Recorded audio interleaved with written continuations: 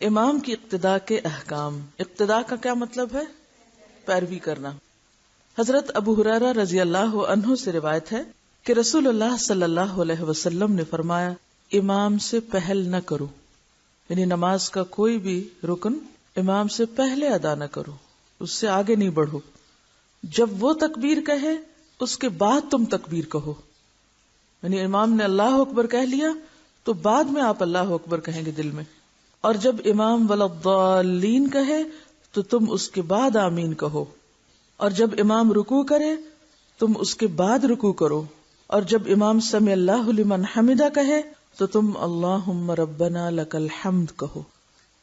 حضرت براء بن عازب رضی اللہ عنہ روایت کرتے ہیں کہ ہم رسول اللہ صلی اللہ علیہ وسلم کے پیچھے نماز پڑھتے تھے، پس جب آپ سمع اللہ لمن حمدہ کہتے تو ہم آپ کے پیچھے قومے میں کھڑے ہو جاتے تھے، اور پھر ہم میں سے کوئی اپنی پیٹھ سجدے میں جانے کے لیے نہ جھکاتا یہاں تک کہ رسول اللہ صلی اللہ علیہ وسلم اپنی پیشانی زمین پر رکھ دیتے.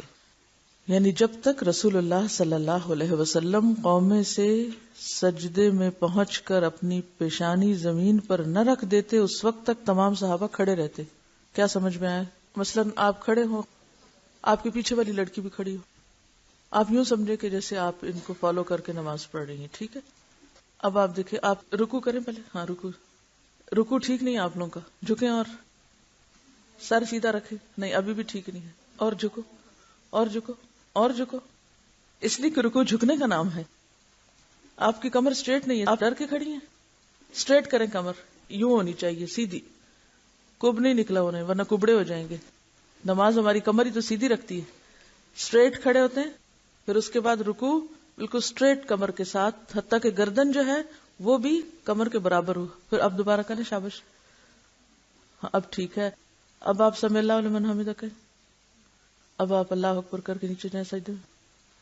اگلا شخص سجدے میں جب سر رکھ چکے گا تو پچھلا شخص نیچے جانا شروع کرے گا.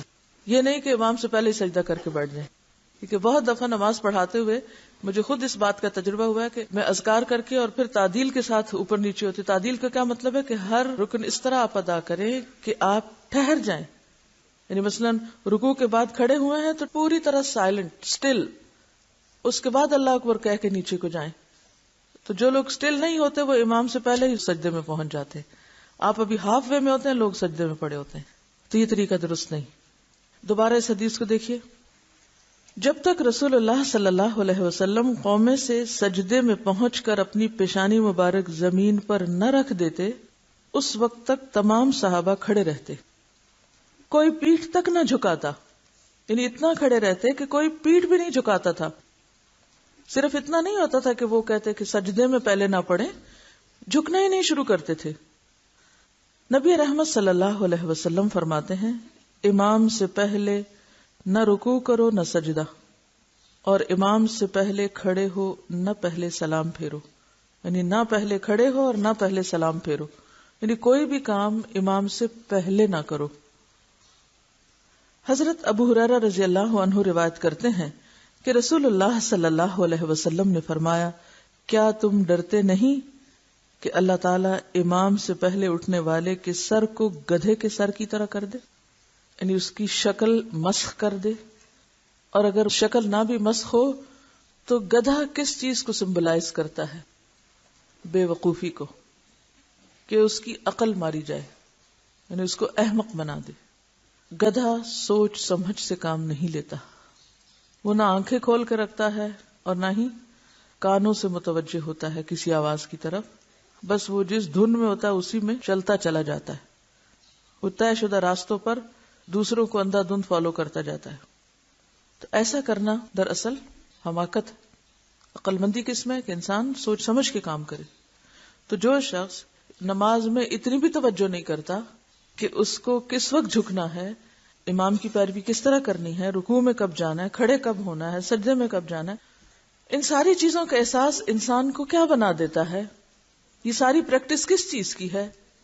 نماز ہی پڑھنی تھی نا، کہیں بھی پڑھ لیتے، کبھی بھی پڑھ لیتے، اللہ کی عبادت ہی تو تھی. یہ اتنے ڈسپلن کے ساتھ نماز کیوں؟ سینس آف ریسپانسبلٹی اور کیا پیدا ہوتا ہے؟ امیر کی اطاعت پیدا ہوتی ہے، جذبات کا کنٹرول آتا ہے، اور کیا آتا ہے؟ شعور بیدار ہوتا ہے. یعنی انسان اگر آنکھیں کھلی نہ رکھے اور دھیان نہ رکھے نماز میں، ہو ہی نہیں سکتا کہ ہر سٹیپ کو صحیح طور پر امام کے پیچھے کرے یا فالو کرے. اگر بے خیالی میں اس نے آنکھیں بند کی ہوئی ہیں نماز میں، اس نے سنا امام نے اللہ اکبر کہہ دی، نہ دیکھا نہ بھالا، دڑام سے نیچے، تو یہ گدھے والا کام ہے نا، بے سوچے سمجھے نیچے جا پڑنا. عقل مند شخص ایسا نہیں کر سکتا. وہ تو چوکنا ہے، الرٹ ہے، پوری طرح کیئرفلی نماز پڑھ رہا ہے کہ مجھے ہر سٹیپ میں کانشیس رہنا ہے. اس طرح انسان ایک سٹیپ بھی بے سوچے سمجھے نہیں کر سکتا اگر وہ صحیح معنوں میں اقتدا کرے.